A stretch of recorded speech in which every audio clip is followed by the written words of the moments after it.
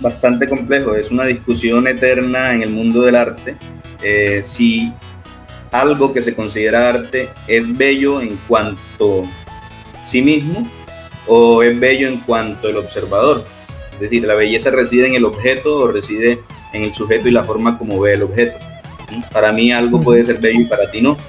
Pero también la otra pregunta sería, ¿hay aspectos específicos de un objeto que hacen que ese objeto sea bello objetivamente?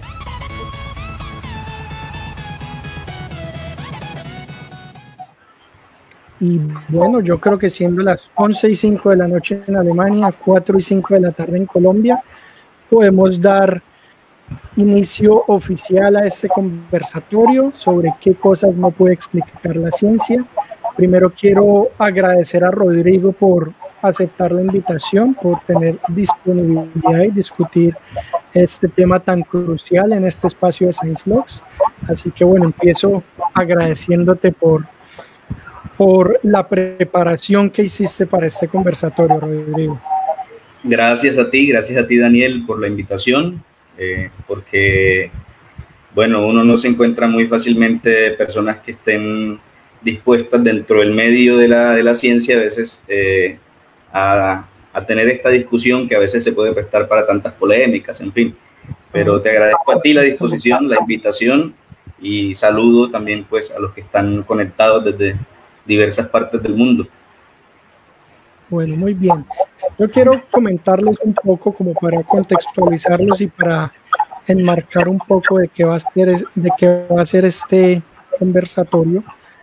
Y Rodrigo, ¿puedes bajarle un poco al volumen del computador? Sí, claro. Que el retorno no suene tan duro. Yo trato de hablar lo más duro posible. Entonces, sí, así. Yo creo que ahí está mejor. Listo. Entonces, un poco el contexto de este tema y digamos mi relación con Rodrigo. Rodrigo y yo nos conocemos hace poco. Yo diría tal vez hace unas 2 o 3 semanas nos cruzamos en alguna publicación de Facebook. Yo vi un video de Rodrigo de su canal Filosofiebre, que ustedes lo pueden ver aquí, como está escrito, lo van a encontrar en Facebook, en Instagram, en YouTube. Entonces yo en Facebook vi un video de Rodrigo que hablaba sobre el cientificismo y ¿qué era lo otro? ¿Cómo era que llamaba este video? Los límites de la ciencia. Los límites de la ciencia. Sí. Ciencia versus cientificismo.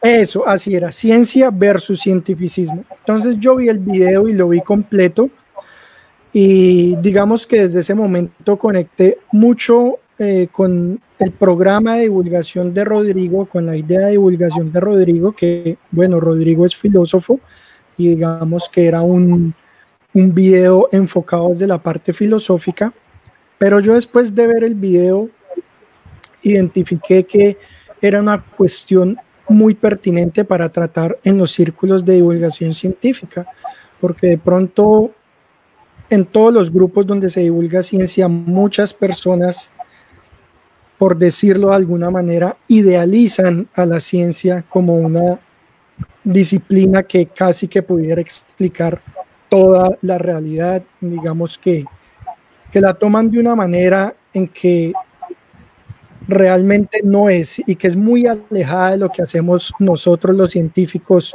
en la práctica y que también es muy alejada de, digámoslo así, de la epistemología y la ontología misma de la ciencia. Entonces hablé con Rodrigo, conectamos muy rápido, hicimos una llamada de WhatsApp, como Rodrigo lo dijo, yo creo que él encontró en mí, digamos, un científico muy particular porque yo soy muy abierto a estos temas. Sí. Digamos, a conversar sobre los límites de la ciencia propiamente dicho, y particularmente el fin de semana pasado hicimos un video conjunto, sacamos un video conjunto sobre un meme que trae consigo una frase de Neil deGrasse Tyson, y yo creo que de alguna manera el meme conecta un poco con lo que vamos a hablar el día de hoy. Digamos que no lo pensamos así, no pensamos, ay, no hacemos el video después del conversatorio. Digamos que fue un poco, la cuestión fue un poco,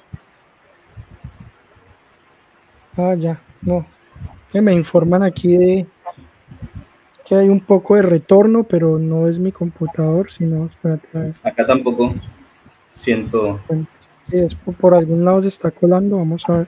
Bueno, entonces... normal, me dicen acá. Entonces hicimos un video sobre una frase que sale en el de Chris Tyson, y fue una experiencia muy interesante porque hicimos allí una crítica del meme y las respuestas fueron variadas, ¿sí? Por supuesto, uno en este medio de la divulgación, en el medio de Facebook, uno no espera que todo el mundo esté de acuerdo con uno, ¿cierto? Claro. Hubo algunas críticas que, bueno, que yo considero ajustadas, personas que se tomaron su tiempo de ver el video completo y que se tomaron su tiempo de exponer algunos argumentos, fueren los que fueren, está bien, está perfecto. Pero sobre todo a mí me causó mucha inquietud definitivamente la forma idealizada en cómo muchas personas tenían a la ciencia, y sobre todo la forma idealizada en cómo tenían a un científico, en este caso a Neil deGrasse Tyson, ¿sí? Entonces, sí. Incluso una persona que me escribió por el grupo de WhatsApp, es que, ay, ¿cómo se le ocurre meterse con mi negrito, y me dijo que me había denunciado al canal de YouTube y tal, y por dicho, como si me les hubiera metido con un pastor o con Curiosamente, esa es una actitud y un comportamiento puramente religioso. Si lo ves desde la filosofía, es un comportamiento religioso. Sí, entonces a mí eso me generó bastante inquietud, pero digamos que el video, al menos así las personas estén de acuerdo con uno o no, digamos que en muchas personas generó una especie de reflexión, y yo creo que uno de los puntos más importantes de la divulgación no es que la gente necesariamente se informe, sino que reflexione y que empiece, digamos, a buscar otros elementos para construir conocimiento o una opinión sobre ciertos aspectos. Yo creo que eso es lo más importante. Entonces el video ha rodado esta semana, pues, en comentarios de ambos lados, y bueno, y ahora tenemos este conversatorio en el que abordaremos algunos de los aspectos que de alguna manera se nombran en el video, que tienen que ver con las cosas que no pueden explicar la ciencia. Y antes de empezar, queremos Rodrigo y yo hacer unas aclaraciones muy básicas para brindar un poco de perspectiva de lo que va a ser esta conversación que vamos a tener. En primer lugar, lo que nosotros vamos a hacer aquí no es hacer un ataque contra la ciencia. Nosotros no somos ningunos representantes de alguna institución, de alguna ideología en particular. Simplemente somos un científico, un filósofo, que van a conversar sobre aspectos conceptuales, ontológicos y epistemológicos de la ciencia, ¿sí? Así que, digamos, tómenlo por ese lado. No son dos personas como que estén ardidas con la ciencia y quieran criticarla, ¿no? Son dos personas que se mueven en el mundo de la ciencia, yo más que Rodrigo, pero Rodrigo es una persona que piensa y reflexiona sobre temas científicos. Entonces, digamos que ese es el objetivo. La ciencia tiene un papel muy importante en nuestra vida, y lo saben muchas personas. Gran parte del desarrollo económico, industrial, tecnológico es gracias a la ciencia, y todo eso se reconoce, ¿sí? A veces son un poco toscas la respuesta cuando uno hace alguna crítica a la ciencia, y pero tú estás criticando a la ciencia desde el celular que tienes gracias a la ciencia, ¿no? Es decir, y si te enfermas vas al médico. Uno tiene como que hablar un poco como sensatamente de la ciencia propiamente dicha. Así que bueno, digamos, redondeando un poco esas ideas, vamos a tocar algunos puntos. Se me olvidaba también aclarar que cuando nosotros hablamos de qué cosas no puede explicar la ciencia, lo que vamos a hablar aquí son cosas que tienen que ver con el método científico, con la epistemología de la ciencia, y no propiamente sobre cosas que no puede explicar en la práctica. Por ejemplo, alguien por allí me decía, ay, sí, que por qué los monjes de yo no sé dónde hacen tal cosa y eso la ciencia no lo puede explicar. No vamos a hablar de ese tipo de cosas. Hay muchas cosas que en la práctica la ciencia aún no puede explicar. Por ejemplo, la expansión acelerada del universo, la materia oscura, bueno, sí, hay otras cosas, pero eso entraría dentro de lo que llamamos límites provisionales. Son límites provisionales. Exactamente, que nuestro entendimiento de la física moderna se deben por un lado, por cuestiones tecnológicas, que digamos no tengamos un acelerador de partículas potente para describir X o Y fenómeno, o de pronto desde un aspecto conceptual que nos haga falta desarrollar una teoría, unas matemáticas para explicar cierto fenómeno, ¿sí? La ciencia tiene esos límites prácticos, no vamos a hablar de esos límites prácticos, lo que vamos a hablar es particularmente de los límites. ¿Cómo llamarías tú a esos límites, Rodrigo? Los límites que corresponden a la naturaleza de la ciencia. Es decir, que independientemente de los avances que haya, no entran dentro del marco de referencia ontológico y epistemológico de la ciencia. Listo. Entonces, ese es como el foco de lo que va a ser este conversatorio. Si surgen ideas, si surgen comentarios, preguntas, pueden ir poniéndolas aquí en el chat. Nosotros las podemos ir viendo y de pronto habrá un lugar en medio de la conversación en donde las podremos abordar, o si no, pues por supuesto trataremos de abordarlos y dar respuesta al final del video.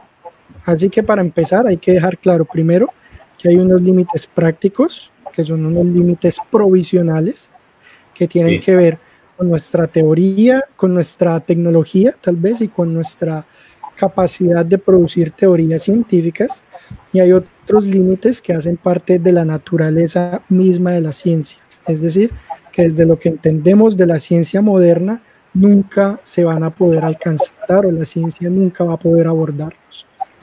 Ese es como el paneo general. Y Rodrigo, pensando toda la semana en esa cuestión, se quedó ya sin pelo y todo. Es un tema bastante espinoso. Bueno, yo he hablado mucho. Me gustaría darle, digamos, paso a Rodrigo, a que, digamos, comencemos con la primera idea, con unos primeros planteamientos para discutir. Sí, bueno, yo quisiera resaltar antes de comenzar con esos ejemplos o puntos que queremos conversar hoy, apuntando a esa actitud de la que tú hablabas al principio de dogmatismo que se puede dar en muchas sociedades o en muchas microculturas o en muchos grupos, en muchas comunidades, ¿sí? Tenemos muchas veces la tendencia como personas a que una vez que encontremos algo en lo cual vemos cierta certeza, cierta evidencias, cierto contenido de verdad, entonces nos apropiamos de ello a tal punto en que podemos llegar a un extremismo de decir, bueno, mira, esto es y punto, y por siempre lo será, ¿sí? No estoy diciendo que no existan verdades absolutas, eso ya es otra discusión, sino que muchas veces nuestra actitud frente a la verdad puede ser esa, puede ser esto es así, punto, y ¿no? Como la crítica que hacíamos al meme de Neil deGrasse Tyson, ¿no? Es verdad, creas en ello o no, y punto. Así nos puede suceder a todos, desde el agnóstico hasta el deísta y el ateo y el más grande científico o el que no ha tenido ningún estudio formal, etcétera. A todos nos puede pasar eso. Lo que uno llama de pronto sesgos cognitivos, uno está lleno de sesgos cognitivos que le hacen creer que uno y sus ideas tienen la razón, ¿no? Sí. Y bueno, entonces ya yendo al plato fuerte, comencemos con el primer ingrediente del plato fuerte. Hablábamos de los juicios éticos. Los juicios éticos que también podríamos juntarlos con los juicios estéticos. Hay múltiples declaraciones de valor como el bien, el mal, la justicia, la belleza, que no se pueden probar científicamente. Pongamos un ejemplo, conociendo nosotros la historia de los experimentos realizados por médicos nazis en los campos de concentración, específicamente se me viene ahorita la memoria del doctor Mengele, que hacía experimentos con los judíos, con gemelos, con lo que él consideraba que eran fenómenos de la naturaleza, experimentos muy crueles, que si los vemos ahora con nuestra óptica y sabemos que eran experimentos muy crueles, pero ¿cómo sabemos que son crueles? En ningún momento, a partir del método científico, podemos saber que un acto es cruel.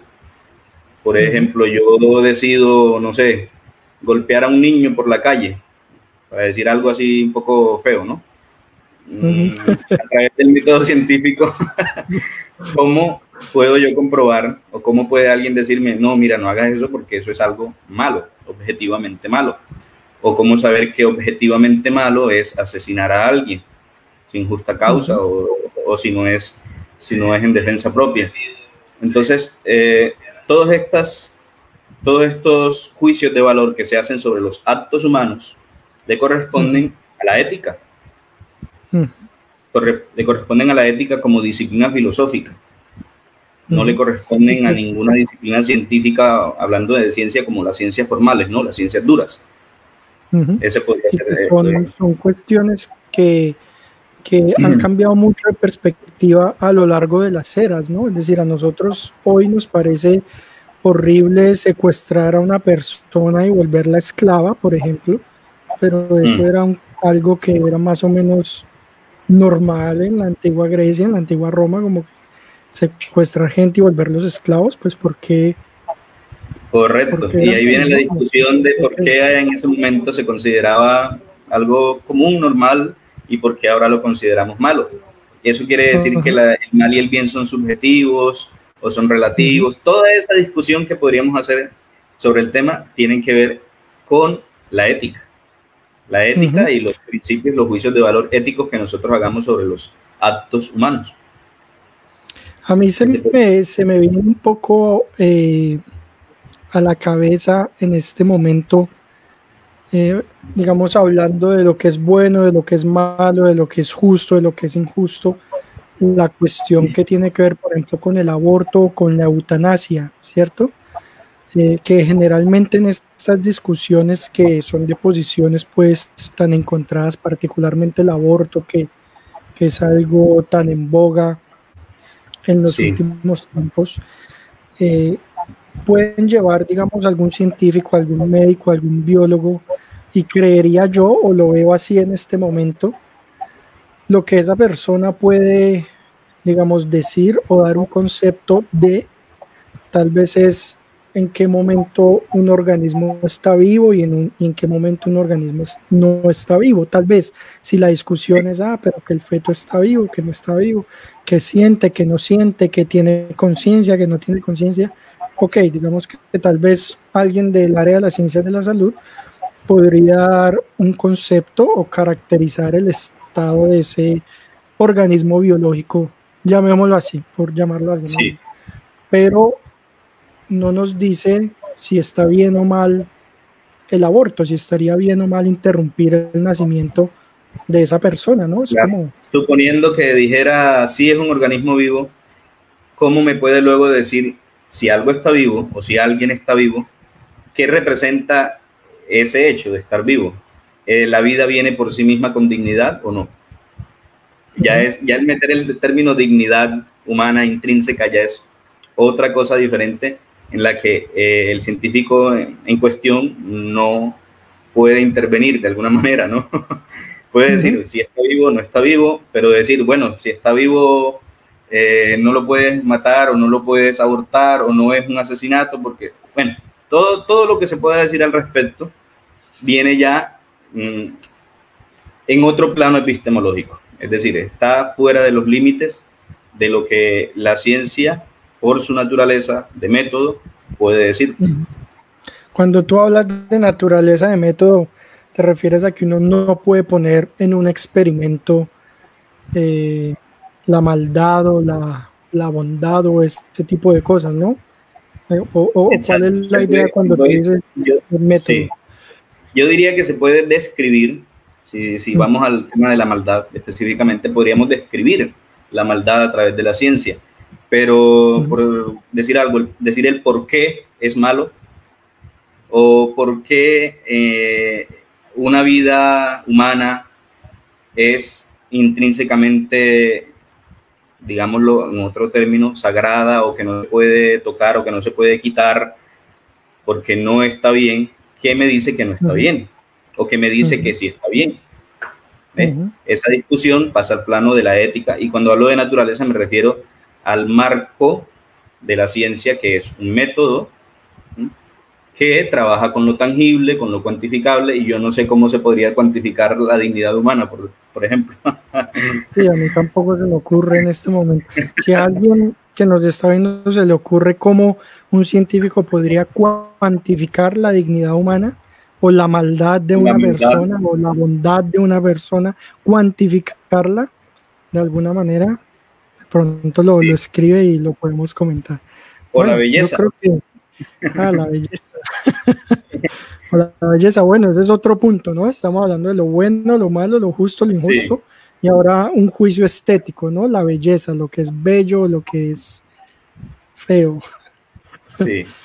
Eso de pronto aplica para todo, ¿no? No solamente para el aspecto físico, sino de pronto también para, no sé, concepto artístico, tal vez, porque un poema es bello, porque una canción es bella, ese tipo de cosas, o hablamos más como de, bueno, es que el concepto de la belleza yo creo que es un concepto muy complejo, ¿no? Bastante complejo, es una discusión eterna en el mundo del arte, si algo que se considera arte es bello en cuanto sí mismo o es bello en cuanto el observador. Es decir, la belleza reside en el objeto o reside en el sujeto y la forma como ve el objeto. Para mí algo puede ser bello y para ti no. Pero también la otra pregunta sería, ¿hay aspectos específicos de un objeto que hacen que ese objeto sea bello objetivamente?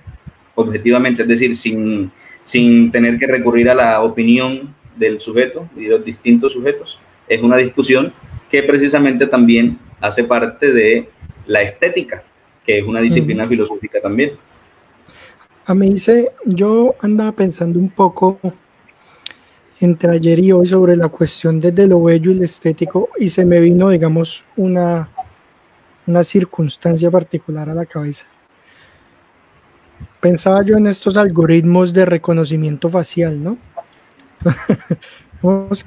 Supongamos, uno pone un escenario en donde nosotros hacemos un algoritmo que determine que algo es bello de acuerdo a la configuración del rostro, no sé, por poner un ejemplo. La separación de los ojos, la nariz, que no tenga la nariz por acá, bueno, que hacemos un algoritmo que describa algo que es bello y que ante una cámara ese algoritmo pueda decir, esta persona es bella, esta persona es fea, esta es bella, esta es fea, tan.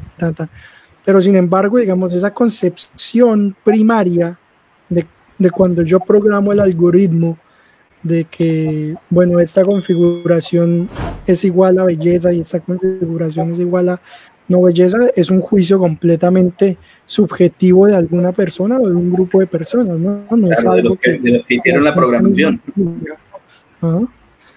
El que programa, exactamente, no es algo que la ciencia misma nos diga. No sé si de pronto nos está viendo algún matemático. En matemática hay muchos conceptos se me va el nombre en este momento de uno. Sí. Hay muchos conceptos, ¿cómo es que? Fibonacci, los números de Fibonacci. Híbrida. Eso, la proporción híbrida, y también los que digamos, no lo sé, pero bueno, digamos, es más como una pregunta. ¿Qué opinas tú de pronto si uno dice la proporción híbrida, los números de Fibonacci podrían ser un concepto matemático, no de la opinión de alguien, sino de las matemáticas de la belleza? No sé, lo pongo ahí. Bueno, es evidente que nosotros encontramos ciertas perfecciones en la naturaleza, y de hecho vendría a ser como un sinónimo, belleza y perfección. Belleza es perfección estética. Entonces, nosotros hemos logrado de alguna manera cuantificar hasta cierto punto esas proporciones perfectas que encontramos en la naturaleza y decir, son bellas. Se me viene a la mente la constitución del ojo humano, se me viene a la mente una flor. Entonces, nosotros podemos lograr describir esa realidad, pero no podemos, científicamente hablando, decir, mira, es que esto, porque el hecho de que es perfecto matemáticamente hablando, entonces es bello. Para otra persona va a decir, no, mira, esa flor no me parece bonita. Sí, puede ser muy perfecta, puede tener no sé, unos pétalos, unos pistilos todos paralelos, qué sé yo, lo que sea, pero para mí no lo es. Es más, hay personas, sobre todo artistas, que consideran que la belleza reside en la imperfección.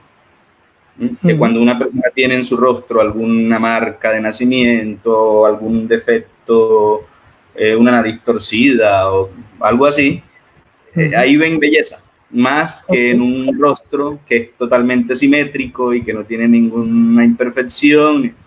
Entonces es muy curioso esta discusión, es muy curiosa, pero partiendo desde los planteamientos de la estética. Una pregunta, Rodrigo, ¿tú en qué aspectos del mundo, bueno, en este momento hemos hablado de dos aspectos, de lo bueno, lo malo, lo injusto y lo injusto? Yo creo que en ese aspecto está, digamos, muy claro cuál es la importancia de ese aspecto en el plano humano, ¿sí? Pues considerar que algo es bueno, que algo es malo, que algo es justo o injusto, nos ayuda como sociedad a regularnos y a convivir de alguna manera, ¿no? Digamos, tener esos preceptos generales o compartidos en una sociedad. En el caso de la estética, ¿cómo lo verías tú? Porque se me viene a la cabeza en este momento, ok, cuando yo pienso en la estética de lo bello, de lo feo, pienso en juicios que hacen las personas sobre otras cosas, ya sea sobre otras personas, sobre otros objetos, sobre otros. Desde tu perspectiva, ¿qué, digamos, así, utilidad o de qué manera ayudan esos juicios estéticos y la estética como tal al mundo, a las relaciones humanas, al plano del hombre? ¿Cómo tú cómo ves esa situación? Bueno, yo resumiría mi respuesta en una frase que luego puedo explicar. La belleza es el esplendor de la verdad. Bueno, esto viene desde Sócrates, ¿no? Sócrates identificaba la verdad y el bien y la belleza como un sinónimo. Lo que es bueno es bello y es verdadero.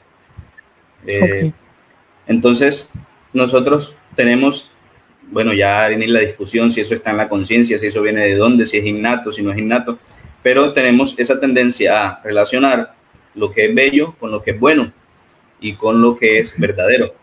Entonces, si algo me parece bello, puedo identificarlo inmediatamente con algo verdadero y algo bueno, para mí y para los demás. Por eso ese afán de belleza, ese afán de querer o ser dueño de lo bello o admirar lo bello. Y no solo en el sentido placentero o sensible de lo bello, porque nos puede parecer bello el final de una novela que nos gustó mucho, y eso no nos está aportando sensiblemente nada, pero sí intelectualmente, y es un tipo de belleza. Me dio risa acordarme de que cuando yo era niño y jugaba con muñecos, el muñeco más feo era el malo, era el villano.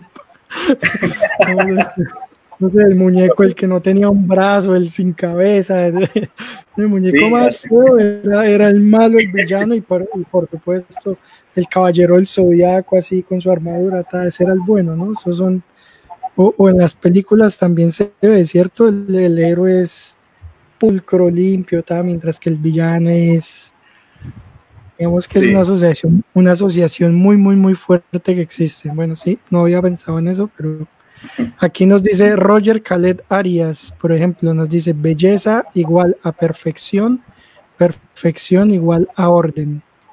Bueno, creo que refiriéndose de pronto tal vez un poco a lo que comentamos de las matemáticas, ¿no? Bueno, Sí, ahí estaríamos relacionando el concepto de belleza con el concepto de entropía, tal vez en física, ¿no? Bueno, no lo sé, pero ahí vamos. Bueno, muy bien. Entonces tenemos, en primer lugar, los juicios de lo bueno y lo malo.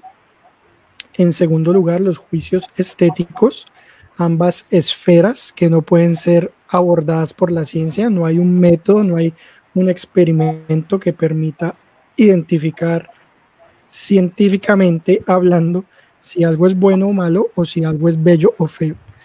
correcto. Podríamos hablar también, nombrar un poco, bueno, que ya lo hemos tocado, de principios lógicos y matemáticos, ¿no? Sí, terreno pantanoso. Vamos a comenzar con un ejemplo, Bastante fantástico. eh, o haciendo un ejercicio epistemológico.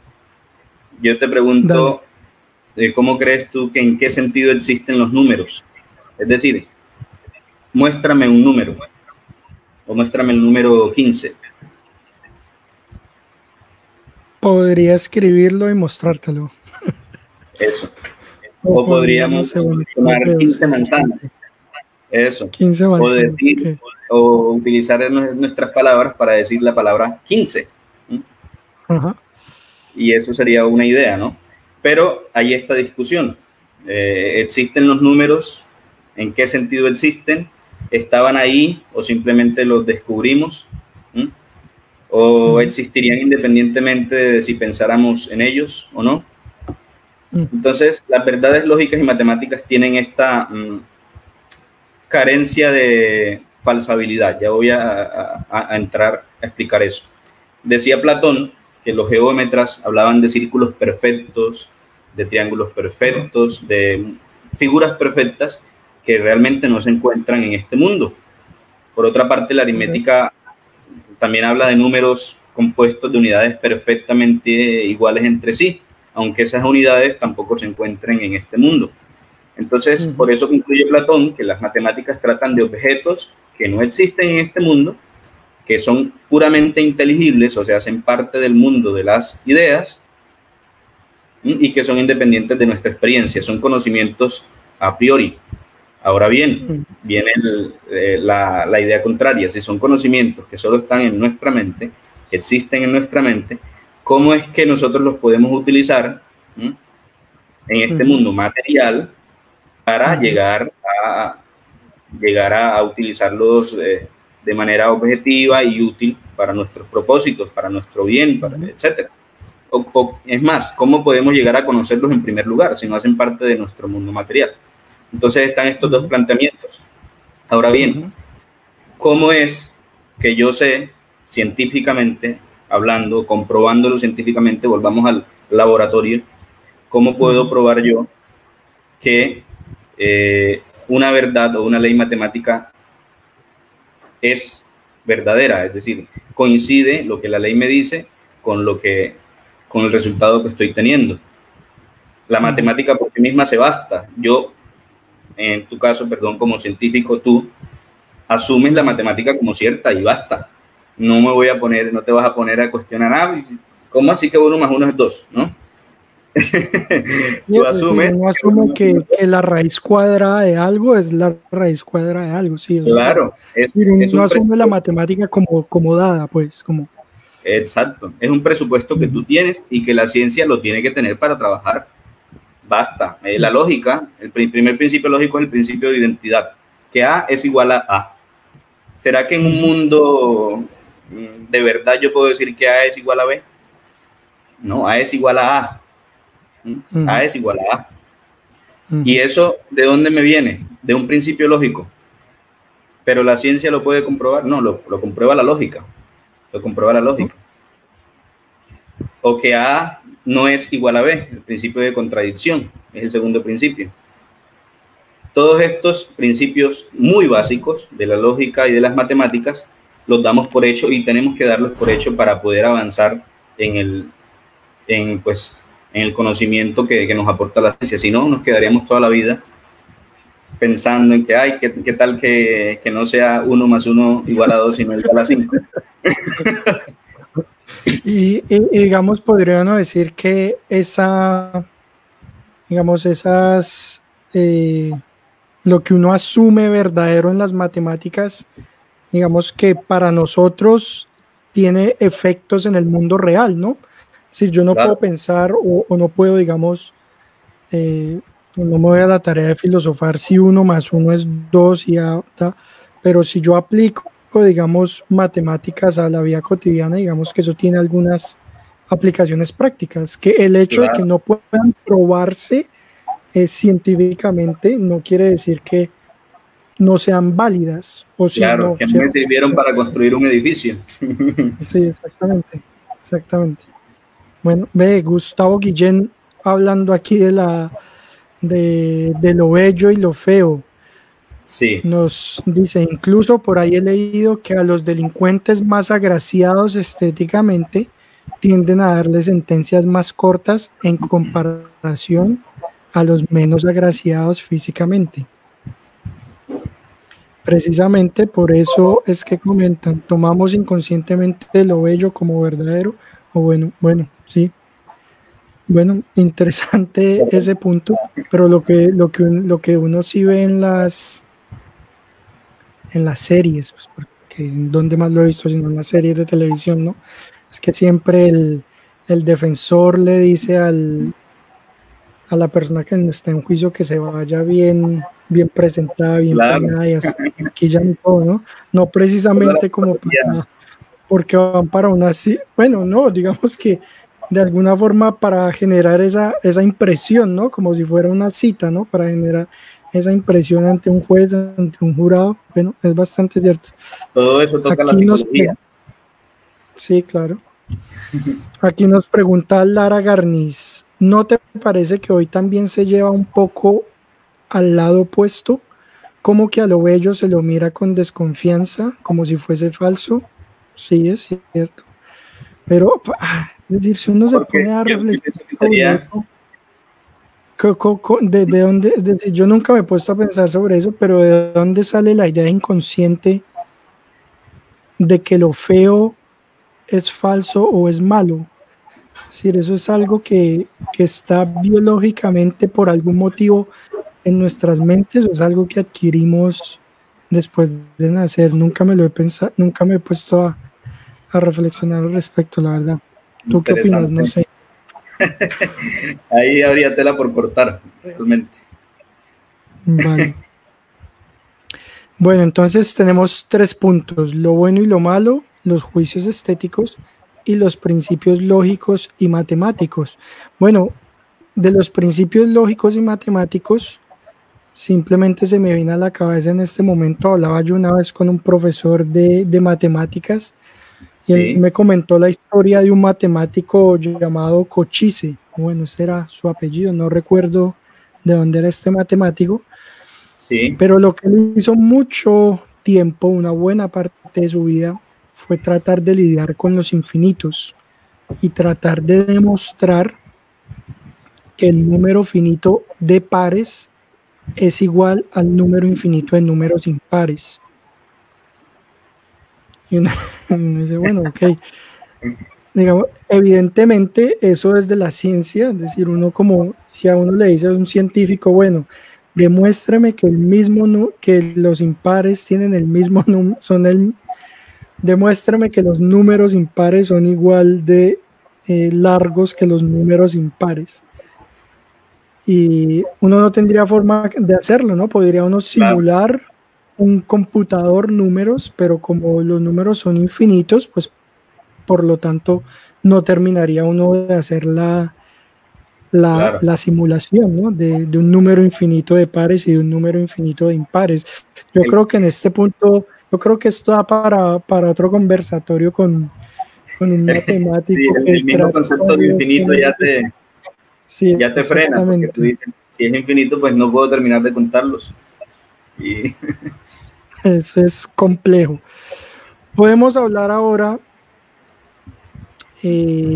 bueno, hablamos también algunos de de los presupuestos de la ciencia, ¿no, Rodrigo? En eso de los principios lógicos y matemáticos, tocamos sí, tal vez también algo de los presupuestos de la ciencia o bueno, digamos, si lo tomásemos como un punto aparte, presupuestos de la ciencia, yo quiero nombrar uno muy particular y es un aspecto que tiene que ver con la cosmología. En cosmología, lo que observamos nosotros aquí desde la Tierra nos dice que el universo es isotrópico y homogéneo, ¿sí? ¿Eso qué quiere decir? Que nosotros parados aquí en la Tierra miremos hacia la dirección que miremos, a grandes escalas, a grandes rasgos, el universo luce igual, resumiéndolo de alguna forma. Sí. Nosotros, hay una cuestión muy importante en la física y que es, yo creo que es un principio que no puede ser comprobado, no lo podemos comprobar aquí, y es que en todo el universo rigen las mismas leyes de la física. Nosotros hacemos experimentos con las leyes de la física aquí en la Tierra, parados aquí, pero no podemos tener la certeza de que si estamos en una galaxia miles de millones de años luz, las leyes de la física van a ser las mismas allá.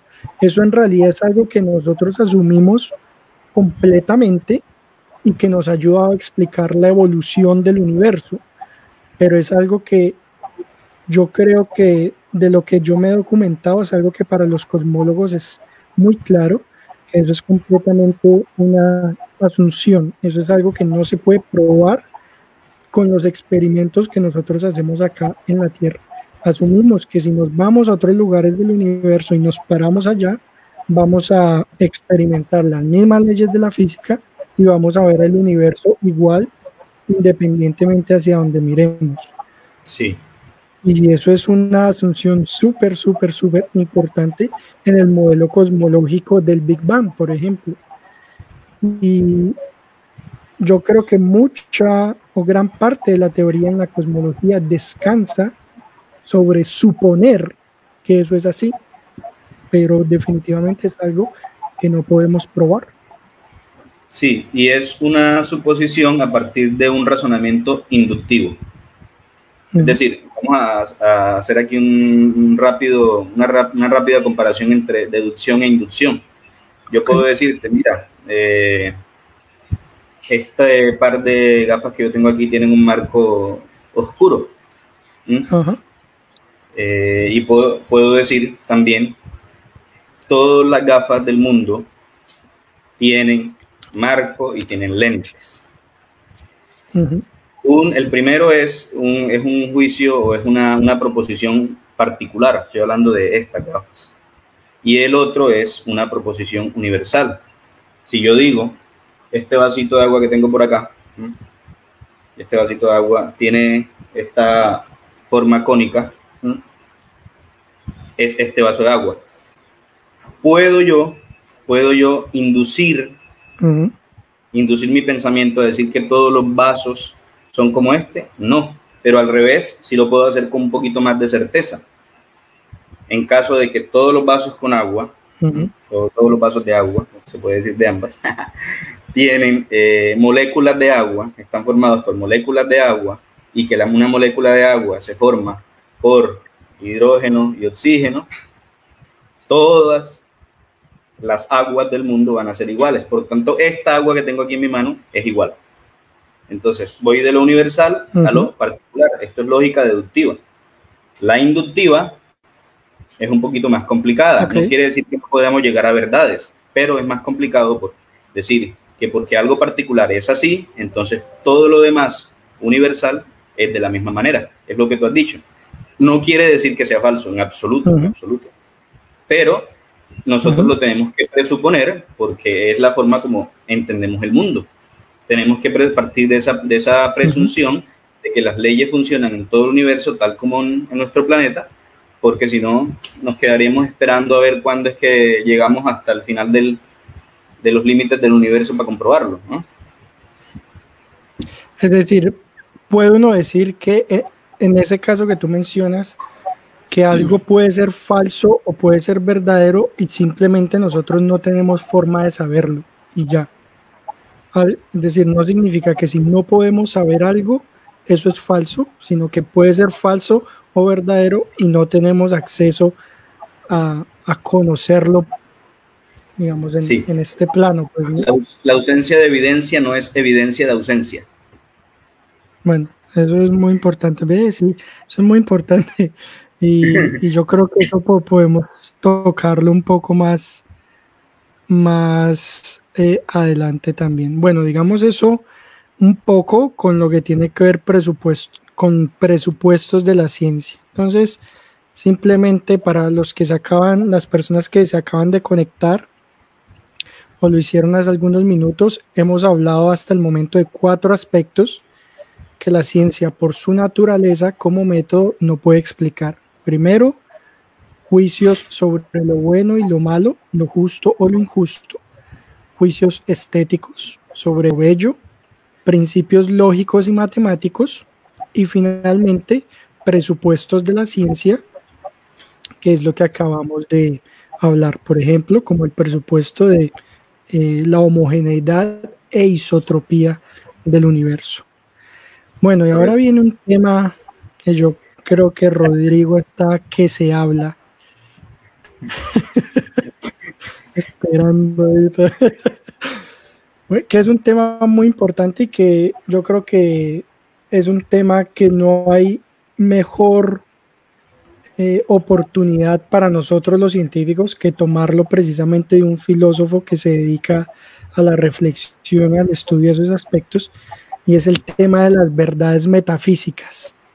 Y ojo, cuando hablamos de la metafísica, no estamos hablando de los fantasmas, de la brujería, ¿sí? No estamos hablando de lo paranormal. Así que no se imaginen, no sé, allá a la gente Molder, así como en la metafísica, no. Yo creo que Rodrigo nos puede explicar muy bien qué es el tema de la metafísica y sobre todo por qué las verdades metafísicas no son explicables desde la ciencia. Aprovecho para decir algo y que quiero recomendarles. Hay un libro muy bueno que se llama Física y Metafísica del Espacio y el Tiempo. Es un libro que lo escribe un físico mexicano con un nombre y un apellido extraños que no lo recuerdo en este momento, pero búsquenlo así. Física y Metafísica del Espacio y el Tiempo. Es un libro muy bonito porque habla no solamente del espacio y el tiempo desde el plano físico, sino que básicamente lo que hace este autor es retomar a Emmanuel Kant y hacer un análisis muy interesante desde los conceptos metafísicos que propone Kant para reflexionar sobre el espacio y el tiempo. Así que se lo recomiendo y ahora sí, ilumínanos, Rodrigo. Antes de pasar, hay una pequeña acotación que quería hacer con el punto de la ciencia. La ciencia, digámoslo así, espero no ser demasiado sintético o minimalista, la ciencia no puede, a través de experimentación científica, probarse a sí misma. Es decir, tú no puedes coger, voy a probar el método científico científicamente. ¿Cómo sé yo que por medio de los pasos del método científico necesariamente llego a la verdad? Es lo que la experiencia me ofrece, por supuesto, pero científicamente comprobable tampoco es. Ok. Si yo no puedo poner en un experimento científico al método científico mismo. Eso okay. Es lo que quise decir. Ok, bueno. Bien, entonces hablemos de metafísica. Es un temita bastante enredado si uno no lo ha visto antes, pero partamos de explicar que la filosofía tiene 4 objetos principales de estudio. Tiene un montón, pero tiene 4 principales. El primero tiene que ver con el ser o la realidad. El ser o la realidad. El segundo, sobre la verdad o el conocimiento. El otro es sobre el bien o las acciones humanas. Y el otro es sobre la belleza. Aquí vemos ya las 4 primeras ramas de la filosofía. La verdad o el conocimiento lo estudia la epistemología y la gnoseología. El bien o la acción humana lo estudia la ética, ya hemos hablado de eso, y la belleza la estudia la estética. Y el ser o la realidad, ¿quién la estudia? Pues es la metafísica. A la metafísica le corresponde este estudio de lo que es el ser, de lo que es la realidad. Ujú. Si tomamos, por ejemplo, una disciplina científica, como yo siempre pongo la de biología, porque es la más sencilla de comparar. Tomemos la Ujú. biología. Un biólogo estudia los seres que están vivos, Ujú. los seres que están vivos. La metafísica estudia todos los seres en cuanto que son seres, en cuanto que existen. La biología Ujú. estudia algunos seres en cuanto que están vivos, pero esa es solo una porción, una parcela de la realidad, los seres vivos. La Ujú. metafísica es bastante ambiciosa y estudia toda la realidad. ¿Qué es lo que hace que una cosa sea lo que es? O que una cosa sea. ¿O qué es lo que hace Ujú. que algo sea realidad? Y esto es el tronco o la columna vertebral de la filosofía. Es la ciencia más abarcante y abstracta, la más general, porque se ocupa de la realidad como un todo. Los demás saberes Ujú. científicos y filosóficos, digamos, se circunscriben a un tipo de ser concreto, a una parte de la realidad, a una parte de la realidad, pero no al ser en cuanto ser. Esto lo Ok. consideró Aristóteles, perdón. No, no, dije, ok. Ya, no te había escuchado bien. Esto lo consideró Aristóteles y él le llamó a la metafísica filosofía primera, la reina de todos los saberes, hasta el punto de Ok. que no puede llevar a cabo ninguna investigación de cualquier tipo científico, filosófico, lo que sea, sin comprometerte, aunque sea de manera inconsciente, con la metafísica. Tú, por ejemplo, Daniel, como científico, trabajas con variables, trabajas con hechos, pero asumes la realidad de esos hechos tal como la observas, como la experimentas, como la pones a prueba. Pero a través de la ciencia no puedes comprobar que lo real es real, simplemente lo asumes como tal, asumes la Ujú. realidad, asumes lo que presupusiste primero como realidad, lo que la ciencia presupone como realidad y punto. Es real que Es tú decir, estés... como que no hay forma de uno probar que yo soy un pequeño avatar de alguien que está jugando Sims Sí, en algún lugar, no sé, algo así. sí, Es no hay más o menos forma de como lo probar que... científicamente que el tiempo existe. Vemos la sucesión de momentos y de eventos en un espacio determinado y lo medimos también, hemos sido capaces de medirlos, de medir el tiempo, pero explicar por qué existe o qué es más complicado. Esto hace parte de la metafísica. ¿Cómo sé yo que lo que estoy viendo aquí en este momento no hace parte de una ilusión cósmica? O que, ¿cómo sé yo que en tu cabeza en este momento, en tu encéfalo, está una mente diferente a la mía? Mm. ¿Mm? Eso fue un problema al que yo me enfrenté duro durante mi monografía de pregrado, que fue básicamente el tema de la conciencia, ¿no? Y lo que saca uno básicamente de allí es que uno solamente puede ser consciente o asumir la existencia de uno mismo. Y eso particularmente lo pego aquí con algo que nos escribe María Yolanda, que nos dice, ¿por qué la esencia del hombre es el ergo cogito? Pienso, luego existo, según René Descartes. Ella pregunta por la esencia del hombre, pero a mí se me vino a la cabeza la frase de Descartes porque es más o menos lo que en filosofía de la mente es el gran debate, ¿no? Que yo puedo estar hablando con alguien sin conciencia o con un dron o con whatever, que soy yo solamente el que puedo dar cuenta de mi propia experiencia y no del mundo que me rodea. Eso es un tema muy, muy, muy interesante. Y también muy extenso y de muchas implicaciones, ¿no? Porque ¿cómo Claro, define es. uno la realidad? Es real que yo te esté viendo ahora en una pantalla de mi computador a miles de kilómetros de distancia, te estoy escuchando las palabras que están saliendo de tu boca. ¿Eres real? O mejor dicho, la representación tuya aquí en mi pantalla es real. Ujú. Hay distintas formas de realidad. ¿Es real lo posible o es real lo potencial? Si yo tengo una semilla que potencialmente es árbol en potencia, en acto es semilla, pero en Ujú. potencia es árbol, ¿es real el árbol porque es posible? Eh, si Ok. lo vemos desde un punto de vista materialista y puramente positivista, no, el árbol no es real, no está, no lo toco, no lo veo, ¿sí? No lo experimento. Pero, pero en ese caso tú tampoco eres real porque no te estoy viendo realmente a ti, ¿no? Estoy viendo una representación tuya. O en ese caso tampoco los números son reales. Ahí la discusión.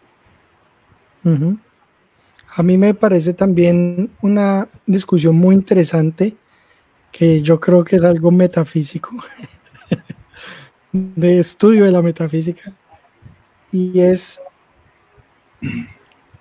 en física, digamos, se concibe y se habla mucho sobre los viajes en el tiempo como algo que pudiese ser, digámoslo, tal vez físicamente viable, o al menos que vale la pena explorar. Ok, podemos viajar en el tiempo, ¿sí? Y eso básicamente se hace desde una perspectiva de que el tiempo, tanto el pasado como el presente como el futuro, siguen existiendo. Es decir, cuando uno dice voy a viajar al pasado, es un pasado que todavía sigue existiendo de alguna manera. Y hay hay dos perspectivas muy interesantes, y una perspectiva que simplemente dice que nosotros estamos aquí en este momento y el futuro y el pasado no existen. Es decir, o existió y dejó de existir, pero que simplemente yo no puedo viajar a él porque es algo que no existe. Entonces, que desde la física debería ser algo imposible, pero desde la física hay otros planteamientos que nos hablan de que, por el contrario, en efecto, el pasado, el presente y el futuro coexisten completamente, y que yo me pudiera mover del punto A al punto B. Es más o menos como tú estás sentado en este momento en tu casa, ¿no? Tú sabes que tú puedes ir a la tienda, que puedes ir a la iglesia. Tú sabes que allá está la tienda, que allá está la iglesia, que ella no se ha ido, que allá está, y que es simplemente moverse en el espacio para llegar allá. Sí. Pero con el tiempo es posible que solamente exista esos micro instantes que cada vez vivimos, y que no hay un lugar a donde ir al pasado o al futuro, ¿no? Creo que es un tema también de estudio de la metafísica, porque es propiamente el ser o la existencia del tiempo mismo. El ser o la nada. Y de hecho, si partimos del modelo dominante cosmológico que se remite a la teoría del Big Bang, el tiempo y el espacio están dentro de el universo, ¿no? ¿Y qué pasa con lo que está afuera del universo, o hasta donde no se ha expandido el universo que hay? Sí. Hay espacio, hay tiempo, no hay nada. Y si no hay nada, ¿qué es la nada? Ahora podemos irnos al otro extremo, hacia el pasado. 5 segundos antes, si es que podemos hablar de segundos, porque no había tiempo, del Big Bang, cuando comienza a haber tiempo y espacio, ¿qué había? ¿Había nada o había algo? Y si no había nada, ¿qué es la nada? ¿Cómo aborda la metafísica ese tipo de problemas? Es decir, digamos, ¿de dónde parte la metafísica y cómo elabora la metafísica a partir de ese tipo de problemas? Supongamos que tú ahora estás haciendo metafísica y dices, bueno, voy a hacer metafísica sobre el inicio del tiempo, supongamos. ¿Cómo empieza esa construcción desde la metafísica a organizar, digamos, un concepto, un panorama sobre el asunto? La respuesta más consistente nos la dio Aristóteles hace ya más de 22, 23 siglos. Aristóteles habla de las causas y los efectos. Okay. Si yo tengo un objeto, ¿sí?, que es causado por otro, vamos a ponerlo de otra manera, hablemos de movimiento. De movimiento en términos metafísicos, no físicos, porque en movimiento físico es yo muevo aquí este aparato hacia acá, se está moviendo del punto A al punto B. En metafísica es el movimiento del ser, ¿sí? Lo que algo sea, o que deje de ser, o que comience a ser otra cosa. Eso sería movimiento. Pasar del acto, perdón, de la potencia al acto, como la semilla que se convierte en árbol, ¿no? Así, eso sería movimiento, metafísicamente hablando. Entonces, dice Aristóteles, para que haya movimiento tiene que haber una causa que mueva al ser para que de potencia se convierta en acto. Y de la misma manera, esa causa tuvo que tener una causa, y de esa causa tuvo que tener otra causa. Llegaríamos hasta el infinito. Cosmológicamente hablando, no es posible llegar hasta lo eterno, in eternum, siguiendo esa consecución de causas y efectos. Tiene que haber, Aristóteles... Y esa causa siempre está en el pasado, ¿no? La causa siempre está en el pasado. Correcto, siempre está en el pasado. Entonces, tiene que haber un principio, dice Aristóteles, una causa, tiene que haber una causa, y aquí ya nos vamos a meter en otro terreno pedregoso, pero eso lo voy a mencionar. Dice Aristóteles, tiene que haber una causa incausada, o sea, un motor que mueva objetos, que mueva seres, pero que él mismo, ese motor, no sea causado por nada. Y para que no sea causado por nada, no pudo haber tenido principio, tiene que ser eterno. Okay. Es la consecuencia lógica de una causa encausada, es un motor totalmente inmóvil que mueve, pero nadie lo mueve. Y como nadie lo mueve, es inmóvil y eterno. Okay. Esta conclusión metafísica a la que llega Aristóteles, a él le llama causa incausada, motor inmóvil, y es lo que luego se toma desde las filosofías deístas para hablar, por ejemplo, de Dios. De Dios como creador del mundo. Okay. Como esta causa encausada, primera causa. Sí, de hecho es una de las formas de la realidad, y ahorita te hablaba de las formas de la realidad. Hay realidad posible, realidad contingente, realidad virtual, y una de las formas de la realidad es la realidad necesaria. Y filósofos a través del tiempo, comenzando desde Aristóteles, dicen que la realidad necesaria vendría a ser Dios. Ya ese es otro debate, pero es también un tema muy importante en todo lo que trata la metafísica. El tema de las causas y la causa inicial, ¿no? Las causas finales, más bien, hacia atrás. Porque precisamente ahora que tú lo mencionas, en la física, de lo que se habla como esa causa primera que tú mencionas, la causa incausada, son las fluctuaciones cuánticas del vacío. Ese es como el nombre que se le da a eso, ¿no? Que las fluctuaciones cuánticas del vacío no necesitan de nada para existir, sino que están allí. Y eso es algo que Stephen Hawking de alguna forma aborda en su libro. Se me olvidó el nombre de ese libro. ¿En serio el tiempo? ¿Cómo? En el serie El Tiempo. No. Es un libro mucho más moderno, como el 2010. El Gran Diseño se llama ese libro, de Stephen Hawking. Entonces, él, digamos, ahí él habla un poco, no solamente él, digamos que es una concepción muy general en física, de que la causa incausada son las fluctuaciones cuánticas del vacío, que sin embargo no podemos conocer a través de la ciencia. Sí, ¿Pero son físicas? ¿Esas fluctuaciones son físicas? No. No sabría decirlo. No sabría responder. Porque si ya existían, es decir, estoy hablando metafísicamente, no estoy tomando posición, pero si ya existían antes del Big Bang, entonces esas fluctuaciones son Dios. Te lo diría un metafísico, ¿no? Entonces esas fluctuaciones, ponle el nombre que tú quieras, ¿no? Pero es lo mismo que el motor inmóvil de Aristóteles.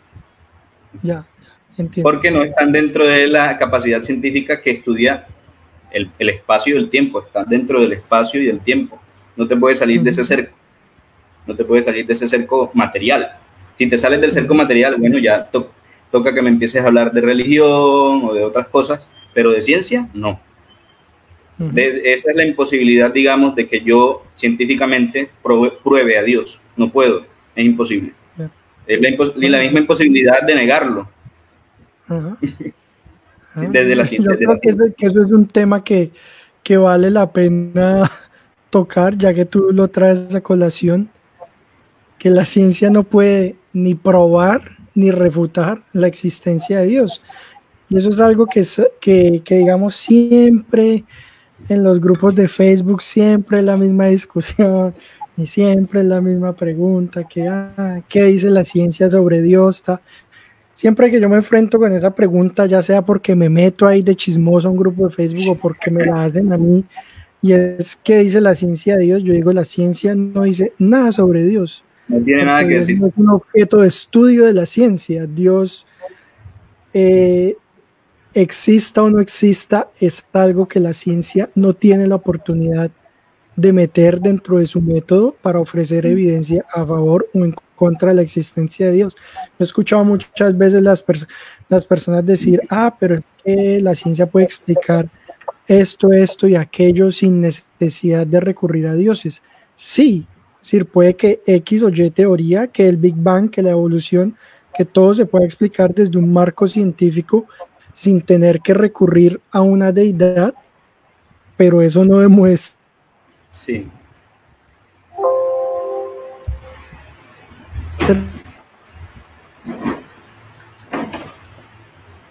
Hola, hola. Se me cayó acá la conexión. Bueno, yo creo que se nos fue Rodrigo. Ya, acá. Hola.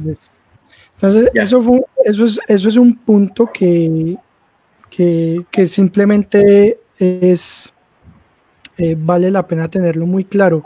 Alguien en Facebook puso, yo creo que hoy, un divulgador científico, un libro muy bueno que se llama, creo que se llama Religión y Ciencia, el falso conflicto, escrito por un falso conflicto, efectivamente. Ya esa es opinión, ¿no? Exactamente, entonces digamos, hay que ser directo y hay un falso conflicto entre ciencia y religión, primero porque son dos esferas distintas del conocimiento y sobre todo, simplemente ya para cerrar el asunto, Dios no es un objeto de investigación científica, así que la científica se encarga, la ciencia se encarga de investigar fenómenos naturales, fenómenos de la materia. El mismo concepto de Dios es inmaterial, simplemente eso, lo inmaterial y lo eterno no se puede meter dentro de lo material y lo temporal. Exactamente, entonces cuando usted le pregunten, ¿qué dice la ciencia no dice nada sobre Dios. ¿Puede usted ser científico y creyente? Sí, pero su ciencia a usted no le va a decir nada de su Dios, del Dios que cree, y es así de sencillo y no pasa nada. Sí. Yo suelo poner un ejemplo, digamos una analogía, más bien una analogía entre esta discusión y lo siguiente. Si tú tomas un detector de metales, el detector de metales te sirve para detectar metales, pero el hecho de que el detector de metales sea exitoso en la detección de metales no significa que no exista el plástico o la piedra. Tú estás usando un método o una herramienta que te sirve para conocer digamos, un cerco del conocimiento, pero lo demás no puedes exigirle a un detector de metales que detecte plástico. No. El plástico lo detectará el detector de plástico, si es que existe, no sé, aquí inventando, ¿no? Es otra disciplina, ¿no? Que sería en este caso otra disciplina del conocimiento. Ya, listo, perfecto. Aquí, bueno, yo creo que valdría la pena, Rodrigo, si de pronto puedes comentar algo sobre la pregunta de María Yolanda, que yo nombré la cuestión de Descartes, pero no respondí a su pregunta. ¿Por qué la esencia del hombre es el pienso, luego existo? Según René Descartes, ¿qué idea tienes al respecto? Bueno, Descartes lo que hace es usar un método que se llama la duda metódica. Él dice, para poder tener yo la certeza de que lo que yo conozco es real, tengo que dudar de todo. Voy a empezar a dudar de todo lo que los sentidos me proporcionan, de todo lo que la experiencia me proporciona. Voy a dudar de todo. Y llego a dudar de todo hasta el punto que hay una sola cosa de la que no puedo dudar. ¿Cuál es? Que estoy dudando. De lo único que no puedo dudar es de que estoy dudando. Y como dudar es pensar, entonces de lo único que no puedo dudar es de que estoy pensando, de que pienso. Por tanto, el pensamiento para Descartes es, primero, no en el sentido cronológico, sino en el sentido de importancia. Prevalece mi pensamiento, mi racionalidad, frente a la experiencia sensible. digamos, la ciencia, después de que han pasado muchos siglos, la ciencia tomó un poco de la corriente empirista, sobre todo de la corriente empirista, pero también un poco de la racionalista. La ciencia estudia, realiza hipótesis, trata de comprobarlas a través de experimentación, de observación y experimentación, para luego llevar eso a la abstracción y a partir de la abstracción poder predecir lo que va a suceder en la realidad física material. Entonces, Descartes lo que hace es simplemente darle prevalencia al pensamiento, a la razón, por eso es el padre del racionalismo. Pero él echa a un lado la experiencia, es decir, no sería un científico muy excelente porque, porque la ciencia depende de la experiencia y de la observación. Es eso básicamente para explicarlo de Descartes. De ahí ya él se, digamos, amplía todo su pensamiento a hablar sobre el hombre, incluso sobre Dios también, intenta probarlo hasta matemáticamente. Bueno, en fin. Bueno, acabo de ver que aquí Roger Khaled Ariel, muchas gracias Roger por la participación tan activa, de alguna manera respondió con palabras similares a lo que tú dijiste sobre Descartes, y él hace una pregunta aquí que yo tengo una respuesta provisional. Dice: la ciencia asume los fenómenos, lo que es evidente a los sentidos, pero ¿quién nos dice si eso que experimentamos es verdadero, es real? A ver, Rodrigo, ¿tú qué dirías? Yo tengo una respuesta. O sea,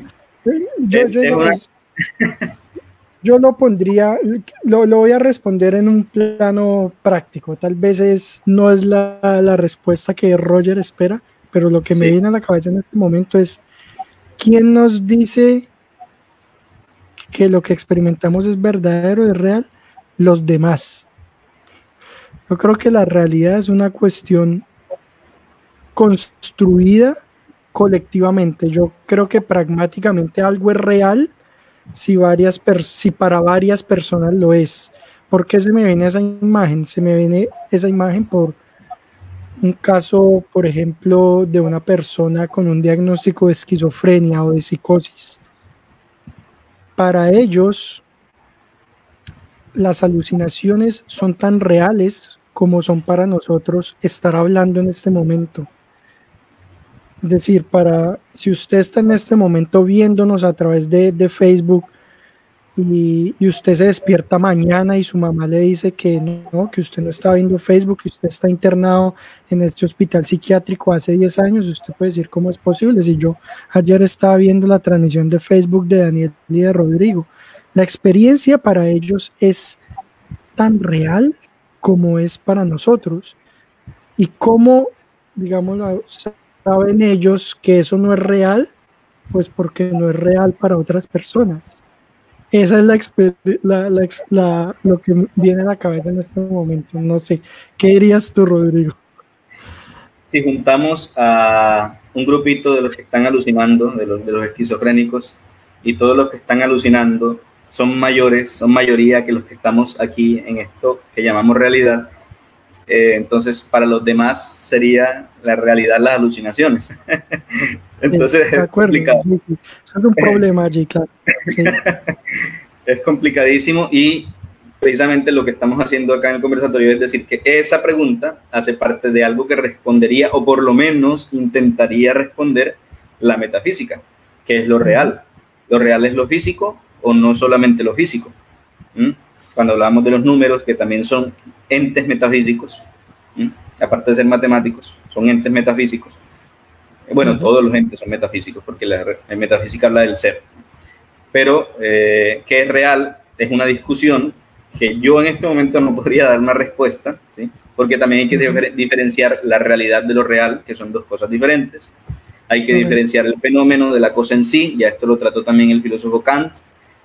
Todas esas cosas todas esas herramientas que habría que tomar para poder llegar a una aproximación de respuesta. Pero habría varias respuestas, incluyendo la tuya. Sería una visión pragmática, ¿no? Pues, si vale para la mayoría, eso es la realidad. Simplemente. Es una de tantas respuestas que podrían darse.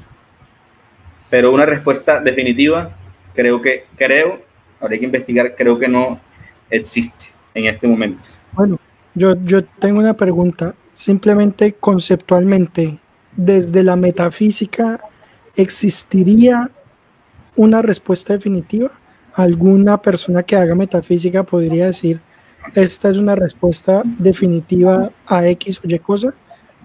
En teoría podría ser, porque También, digamos, en ciencia no hay, no puede decir esto es así definitivo, sí, eso no es algo que la ciencia puede decir, pero la metafísica, digamos, más que se topa metafísica, en ese aspecto. sí, más que metafísica es una cuestión epistemológica. Y de hecho la pregunta, ahora que lo dices, hago la conexión, la pregunta de tu amigo, de nuestro amigo, es más bien epistemológica.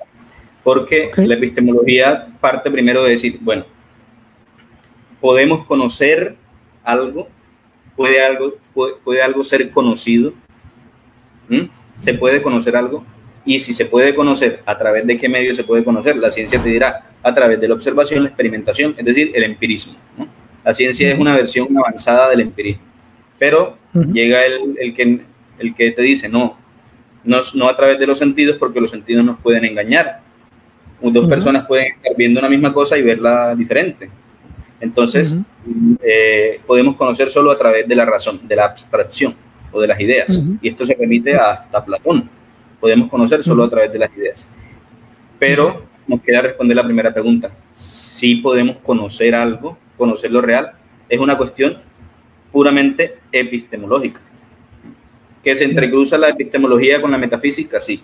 Entre lo que es real y cómo yo sé que es real. ¿Cómo puedo yo llevar mi pensamiento a abstraer lo que está fuera de mí, meterlo dentro de mí y decidir que eso que estoy viendo aquí dentro de mí es real afuera? Esto también Aristóteles lo toca hablando de la verdad, ¿no? La verdad existe, es evidente que existe, porque si yo digo que la verdad no existe, entonces estoy afirmando como verdad que la verdad no existe. Suena un poco a trabalenguas, pero entonces sí podríamos decir que hay verdades absolutas. ¿Cuáles? Bueno, A es igual a A. A no es igual a B.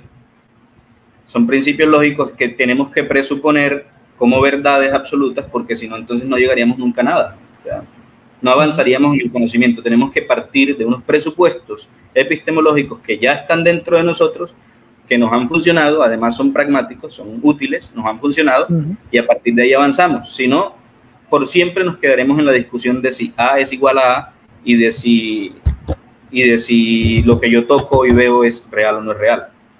Pero esa labor tan magnánima y tan difícil la toma la metafísica y dice, bueno, vamos a estudiarlo, a ver. Bueno, hagámosle a eso. Sí. Bueno, aquí nos dice, comenta Omaira Márquez, eso quiere decir que lo real o lo falso depende de la percepción y de lo que se le enseña a cada individuo. No es una realidad absoluta, sino que depende del pensar de cada quien, lo real y lo falso. Bueno, no sé. Eso es uno de los, es un pensamiento subjetivista sobre la verdad. Es decir, hay varios tipos de verdades, digámoslo así. Una verdad objetiva, que la verdad es esto y punto, y no depende de quien la observe, ¿sí? Ni de quien la diga. Hay verdades subjetivas que dependen del sujeto que ve el objeto y que lo conoce, ¿sí? Que en este caso es la pregunta o la afirmación que hace Omaira. A ver, hay también verdades relativas. No, depende de la época, depende del momento, depende de la perspectiva. Hay de todo eso. Yo creo que tenemos que diversificar. Hay de todo. Yo pienso que, en mi opinión, ¿no? Ya esto es opinión, pienso que hay verdades de todo tipo. Hay verdades absolutas que no dependen de lo que la persona piense o diga. Hay verdades subjetivas, sí que también que las puede haber, pero ya yo no las llamaría verdades. Las subjetividades tienden más bien al plano de la opinión. Okay. Entonces yo sí creo que las verdades son objetivas, digamos, ya es una opinión que las verdades son objetivas y que hay opiniones distintas sobre la verdad. Por eso no creo que exista tu verdad y mi verdad, sino que existe la verdad. y que a medida que el conocimiento va avanzando, el conocimiento de todo tipo, científico, lógico, filosófico, el que tú quieras, va avanzando, se va poco a poco acercando el ser humano a descubrir esa verdad objetiva o las verdades objetivas. Pero decir, entonces, ¿tú crees que habría forma de conocerla de alguna manera? De que se podría conocer esa verdad absoluta, objetiva, podría conocerse de alguna manera. Sí, o por lo menos acercarnos muchísimo. Listo, sí. Muy bien. Bueno, Roger Khaled habla también de que la película Matrix, bueno, hablando de eso de la realidad, nos envía saludos, Roger. Giovanni Bolívar dice, entonces, ¿el loco es una decisión democrática? Bueno, eso es una pregunta interesante que, bueno, como para uno no revolverse tanto en ese detalle. Digamos, cuando uno habla del loco o de la locura, uno definitivamente habla de una persona que no comparte, que no está dentro de una realidad compartida. Yo creo que el ejemplo que tú ponías, entonces, si todos estamos locos, o digamos, si todos tienen X funcionamiento cerebral, excepto una persona, la otra persona sería el loco, yo diría sí, porque para mí la realidad es algo tan construido colectivamente que es difícil uno decir, imagínese si uno fuera una persona sola en el mundo. Usted está solo en el mundo, la humanidad se extinguió y usted quedó solo en el planeta. No tiene nadie con quien hablar, no tiene nadie, usted está solo. Su estado, su cerebro puede estar en cualquier estado mental, en el estado mental A, en el estado mental B, en el estado mental C, en cualquiera. Y en ninguno de esos la realidad o la percepción de la realidad va a ser distinta. Todo va a ser, el estado mental A va a ser tan real para usted como el estado mental B. Yo creo que la locura empieza a chocar cuando allá afuera hay gente que definitivamente no comparte ese plano de la realidad en el que usted se está. Cuando se sale de lo que llamamos norma, ¿no? Ahí habría que entrar a hablar de psicología y cómo se consensúa lo que es un trastorno o lo que no es un trastorno, ¿no? Sí, eso es casi hasta matemático, ¿no? Tienes esta cantidad de síntomas, el DSM-5 te dice, bueno, tienes psicosis, tienes tienes alucinaciones auditivas, entonces si completas 5 de las 8, entonces tienes tal trastorno. Esa es una verdad de alguna manera también consensuada, que termina siendo verdad para todos. Bueno, si él fue determinado loco, diagnosticado por alguien que es experto en la psiquiatría y ya es loco. Y hay un aspecto que yo quiero comentar de eso, que de pronto un poquito unido con la pregunta de Giovanni, simplemente para comentarlo, pues porque surge aquí, en lo que tiene que ver con el diagnóstico, ¿no? Lo que es sano y lo que es enfermedad, digamos que en gran medida depende mucho de los momentos históricos en los que se viva, pero yo siempre digo una cosa que considero importante. Muchas personas hablan con algo de razón de que la psiquiatría o la psicología moderna, digamos que todo lo considera patología, ¿no? Entonces que el niño se mueve mucho, eso es hiperactividad, ¿qué tal? Sí, que todo lo está como psicopatologizando. Digámoslo de alguna manera, con algo de razón, pero yo rescato un punto muy importante. Hace 2 siglos tal vez, los soldados iban a la guerra y volvían de la guerra, no podían dormir, tenían pesadillas, muchos se suicidaban, tenían alucinaciones, bueno, nadie sabía qué era eso, nadie le importaba, tal vez, bueno, digamos que nadie, digamos, tenía de alguna manera como darle solución o prestarle atención a eso. En el momento en que usted, lo voy a decir así, inventa un diagnóstico para eso, y a ese conjunto de comportamientos lo llama estrés postraumático. En ese momento en que usted le da un nombre a eso, esa persona tiene la oportunidad de recibir algún tipo de ayuda por parte de un hospital, del Estado, del gobierno, lo que sea. ¿Sí? Es decir, en el momento en que usted caracteriza o conceptualiza algo de la forma que sea, estrés postraumático, esquizofrenia, eso quiere decir, esta persona requiere algún tipo de ayuda para mejorar su salud mental, su estado emocional, lo que sea. Entonces yo creo que el diagnóstico psiquiátrico va muy por allá, pero bueno, no hablemos más de eso porque... Sí, en ese caso estaríamos hablando de que ese diagnóstico es verdad. Estamos hablando de una verdad consensuada, pero que al mismo tiempo es una verdad construida y útil para nosotros, para todo el mundo. Entonces, sí creo yo que decir que no existen verdades absolutas, ahí viene un problema y una paradoja. Eso que estás diciendo de que no existe una verdad absoluta, ¿es una verdad absoluta?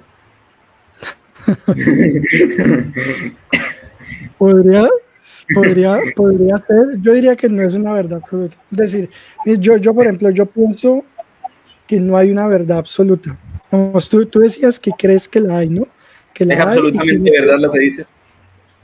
Es decir, yo diría que no hay una verdad absoluta. Sí. Así que puede que la haya, puede que no. Bueno, la discusión sigue porque eso nadie lo ha determinado ad eternum, ¿no?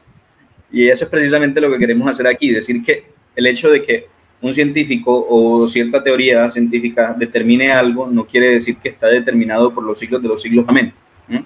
Que si determináramos algo para siempre, entonces se frenaría el conocimiento, entraríamos al terreno de lo dogmático, lo que tanto digamos, la comunidad científica puede criticar del pensamiento mítico o del pensamiento religioso es el dogmatismo. Pero decir que una cosa es verdad y punto, porque sí, o porque lo dijo Juanchito Pedrito Pérez, es dogmatismo. Neil deGrasse Tyson, es dogmatismo puro. A mí me dijo uno, ¿y quién eres tú? A ver, muéstrame tus títulos o tu certificado de superioridad para que critiques a Tyson. Yo me quedé, bueno, creo que ni le respondí nada porque... yo creo que eso puede ser un último punto para discutir, ¿no? Que tiene que ver con la autocrítica que nosotros debemos hacer a la ciencia de la postura cientificista, ¿no? Que en el sentido de que por más científico que usted sea, por más amante de la ciencia que usted sea, es necesario y preciso comprender que hay ciertos límites como los que hemos discutido aquí un poco, que simplemente que la ciencia no puede alcanzar. Y yo creo que el ejemplo más particular que se ve todos los días en Facebook es la existencia de Dios. La ciencia no tiene nada que decir sobre Dios, la ciencia tiene mucho que decir sobre la evolución del hombre, sobre las galaxias, sobre el movimiento planetario, pero no sobre Dios. Y bueno, y algunos otros aspectos que hablamos, como la estética, los juicios morales, son cuestiones que escapan a la ciencia y que uno como amante de la ciencia no puede asumir que están dentro de su disciplina, porque precisamente es caer en lo que la ciencia está precisando combatir, que es esas posturas dogmáticas, ¿no? Sí, tú pones un ejemplo muy claro en el video que hicimos juntos. Hablabas de que Einstein dijo que existían agujeros negros. Entonces, si yo, que reconozco en Einstein una figura importante de la física, digo, vamos, Einstein lo dijo y punto, ya, pues, ¿qué voy a hacer? O sea, se frena el conocimiento. En cambio, yo puedo llegar a cuestionar, no quiere decir que entonces odio a Einstein, no, en absoluto. Los argumentos van contra los argumentos, no contra las personas. En ese caso, si yo lo hago solo porque le tengo rabiecita a Einstein, entonces estaría cayendo en una falacia ad hominem, ¿no? Contra la persona. Al mismo tiempo, si solamente tomo lo que un científico o una figura importante dijo como verdad solo porque él la dijo, también es una falacia lógica de autoridad. Una cosa es verdad porque alguien la diga, ¿no? Es verdad porque es verdad. Vamos a ver de ahí en adelante cómo descubrimos que sí es verdad. Ajá. Que eso, digamos, en algo, hasta cierto punto podría ayudar el método científico, ¿no? Solamente Sí, hasta cierto punto. por supuesto. Bueno, aquí nos pregunta Andrés López, ¿qué ocurre cuando se considera algo verdadero en el campo epistemológico, pero falso en otras ramas filosóficas enfocadas a lo no físico, aplicando cada ámbito sus distintas formas de llegar a determinar si es verdad o no? Uf, yo no sé cómo responder a eso. ¿Tú tienes alguna idea, Rodrigo? Depende en qué plano epistemológico estamos hablando. Es decir, si partimos de la epistemología, como ya te digo, hay varias posturas epistemológicas. Tú puedes decir, no, yo puedo conocer solamente lo que existe en la materia. Es una visión naturalista del mundo, ¿no? Existe lo material, punto. Puedo conocer lo material. Entonces, esa epistemología te dirá, bueno, lo que diga la teología, bueno, muy bien, que lo diga la teología, pero para mí, epistemólogo, que tengo una visión, estoy poniendo un ejemplo, ¿no? Para mí que tengo, no soy yo, para el epistemólogo que tenga esa visión, dirá, no, solamente lo material y punto, y lo que dijo el teólogo X, pues que lo diga y que siga ya con sus cosas, ¿no? Pero para mí no vendría a ser real desde una postura epistemológica materialista, pero desde una postura epistemológica metafísica, sí puede decir, bueno, mira, Aristóteles, por medio de este razonamiento, llega a la causa incausada, y la causa incausada tiene otra de las características, es que es inmaterial. Y desde la física se podría comprobar porque la materia está dentro de lo que llamamos universo, y si el universo tiene un origen, entonces tuvo que haber un momento en que no era. Tuvo que haber un momento en que el universo no era universo. Tuvo que haber, entonces, esa causa del universo encausada tiene que ser inmaterial. Por tanto, para mí, como epistemólogo no materialista, sino metafísico, entonces sí existe también lo inmaterial. Hay varias respuestas, es decir, no hay una respuesta definitiva, dependiendo de la postura epistemológica que se tome. Incluso hay algunos que dicen, no se puede conocer nada. Esa es la postura escéptica, ¿no? Del escepticismo. No es posible conocer nada. O sea, toda esta cháchara que hemos echado tú y yo en hora y media no sirve para nada porque es que no vamos a llegar a nada, no se puede conocer nada. Ya. Diría un escepticista desde su epistemología. Ya. Bueno, muy bien. Luz Marina Márquez dice, gracias por el conversatorio. Carlos Villamil nos pregunta, bueno, nos dice, en la historia de la filosofía, la epistemología presenta que se puede conocer por el empirismo y por racionalismo. En la filosofía posmoderna se afirma que el conocimiento se adquiere por el lenguaje. ¿Cómo se puede explicar epistémicamente la gnoseología? ¿Qué es la gnoseología? Sería, creo que quiso poner la gnoseología. Okay. Gnoseología, sí. Ok. Sí. La gnoseología viene a ser una parte o una rama, digámoslo así, de la epistemología. ¿Sí? Habla del conocimiento puramente entre el objeto y el sujeto. Es una rama también filosófica. A ver, entrar al tema de la posmodernidad ya es más complicado porque en la posmodernidad hay otros conceptos de verdades. Y está muy en boga esto de que no existen verdades absolutas, o también está muy en boga de que la verdad depende de mi deseo. Es un movimiento bastante existencialista, muy psicológico, que viene desde el siglo pasado, mediados del siglo pasado, porque el ser humano se encontró, y de esto precisamente estoy preparando un video para hacer una crítica a la posmodernidad, porque el ser humano posmoderno se dio cuenta que la modernidad, o sintió él en su interior que la modernidad, es decir, la ciencia, para resumirlo, la ciencia y lo que nos trajo el progreso de la ciencia no sirvió para nada. ¿Por qué no sirvió para nada? Dice el posmoderno, ¿no? Porque igual nos matamos en 2 guerras mundiales, ¿sí?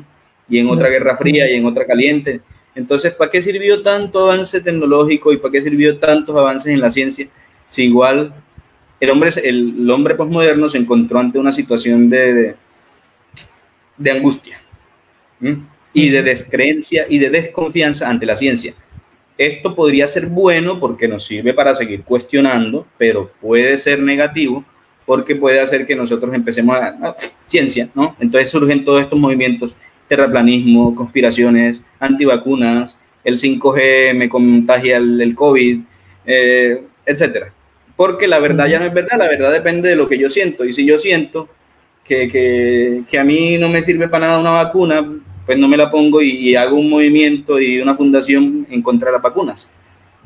Entonces el posmodernismo, sí, el posmodernismo elimina totalmente, elimina totalmente los conceptos que nosotros teníamos sobre verdad y elimina la ciencia también de alguna manera. La ciencia para el posmoderno ya no tiene valor. Entonces la nociología posmodernista dice: no, lo importante es lo que yo siento, lo que yo soy. Yo soy lo que basta. Esto viene de Jean-Paul Sartre, un filósofo francés. Yo me basto a mí mismo, yo soy lo que el mundo necesita.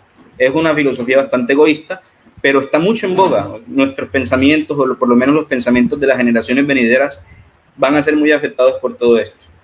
De que la ciencia de alguna forma, para el hombre posmoderno, no digo yo, la ciencia de alguna forma nos desencantó, nos decepcionó, no nos sirvió para nada, no nos sirvió para saber quiénes éramos, porque igual nos seguimos matando y seguimos sufriendo y seguimos llevando este mundo a la desgracia, etc. Es una filosofía bastante depresiva, pero es la que está en boga y dominante y arrastra consigo pues la epistemología, la nociología, todo lo que viene de ahí en adelante. Ya, perfecto. Mario Alonso Melo Bocanegra, ¿hay algún punto en común, una verdad en todas las corrientes filosóficas? Por supuesto, que la filosofía existe. Muy buena esa. Claro, todas las corrientes filosóficas dirían que la filosofía es verdadera. Yo diría que los principios lógicos, básicamente. Lógicos. Okay. Sí. Los que mencioné ahorita. Listo, muy bien. Entonces, Mario Alonso, todas las filosofías comparten los principios lógicos. Listo. Muy bien. Bueno, Milagros nos hace un comentario. Nos dice: me parece que Descartes agrega al final con respecto a la existencia. Debemos dudar todo excepto de la existencia de sí mismo y la de Dios. Bueno, Descartes también mete a Dios, ¿no? Sí. Lo he escuchado mencionar de hecho, la modernidad, años. De hecho, la modernidad tiene en común con la visión religiosa y teológica de la Edad Media, tiene en común que ya no tomó a Dios como punto de referencia, pero sí tomó el progreso humano, pero creyendo que había una finalidad. La Ilustración cree que el hombre tiene una finalidad, que hay un curso en la historia en donde el hombre está construyendo conocimiento y que hay una finalidad. Eso lo tiene en común con la filosofía medieval, que es eminentemente teológica y religiosa. En este caso no es Dios el que está al centro y el punto de referencia, sino el progreso humano. Y precisamente la posmodernidad, perdóname que me repita, lo que hace es desconfiar de eso, ¿no? No hay finalidad, es un absurdo todo. Bueno, muy bien, pues yo creo que hemos hablado de diversos temas, hemos tocado distintas posturas. Podemos resumir este pequeño conversatorio en algunas cuestiones básicas. Primero, hablar sobre los límites de la ciencia, sobre las cosas que no puede explicar la ciencia. No es hablar en contra de la ciencia, no es denigrar de la ciencia, no es denigrar de los científicos, de las personas que hacen ciencia, no es negar que estos celulares y este sistema de internet es gracias a la ciencia, ¿no? Funciona, que funciona.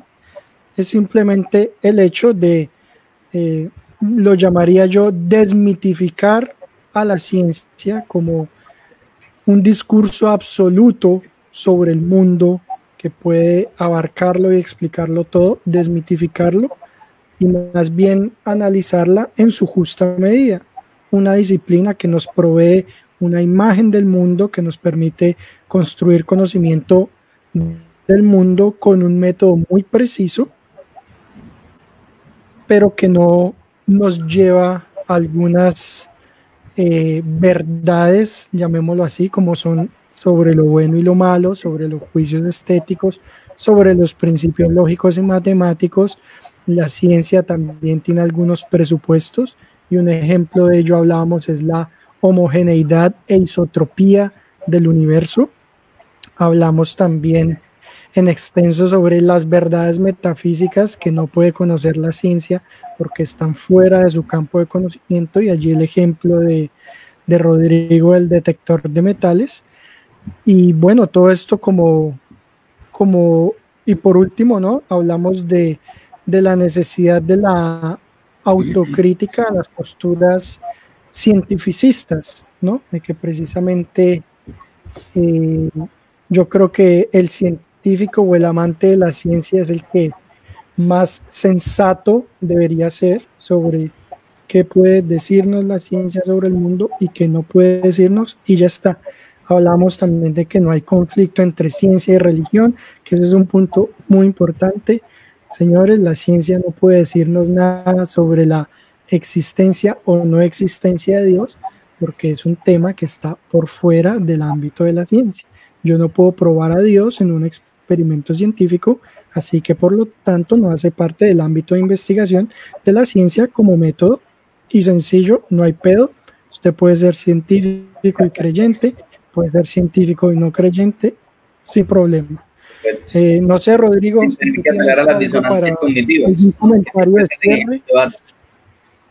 ¿Cómo? Sin tener que apelar a las disonancias cognitivas que siempre salen en ese debate. No, no, es que sí, él era científico y creyente, pero es porque tenía una disonancia cognitiva. Entonces, bueno, no sé si tienes tú algo que agregar, Rodrigo, para cerrar.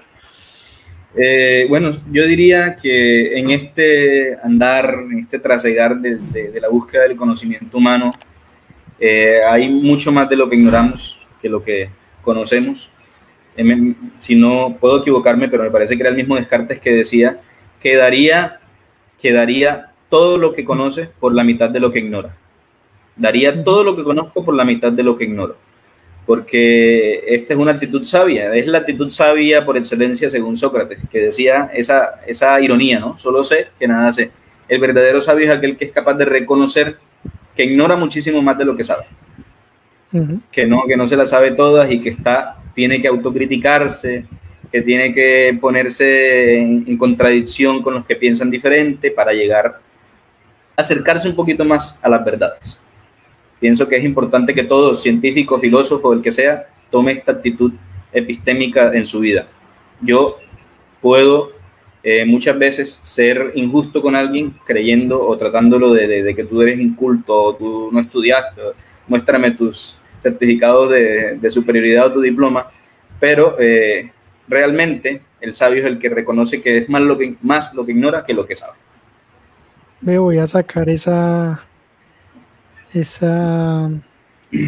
baggage en ScienceLog, certificado de superioridad. Para los que están siguiendo el canal y participan en todas las conferencias, les voy a entregar el certificado de superioridad para que lo muestren en Facebook cuando tengan que dar una opinión. Claro, ya con eso basta, ¿no? Tu opinión no es verdadera porque aquí tengo mi certificado de que yo soy inteligente. Y tú no. Bueno, entonces con esto damos cierre a este conversatorio. Le agradezco mucho a Rodrigo por su disposición y por la preparación de este interesante tema para compartirlo con el público de Facebook a través de mi canal ScienceLogs. Los invito.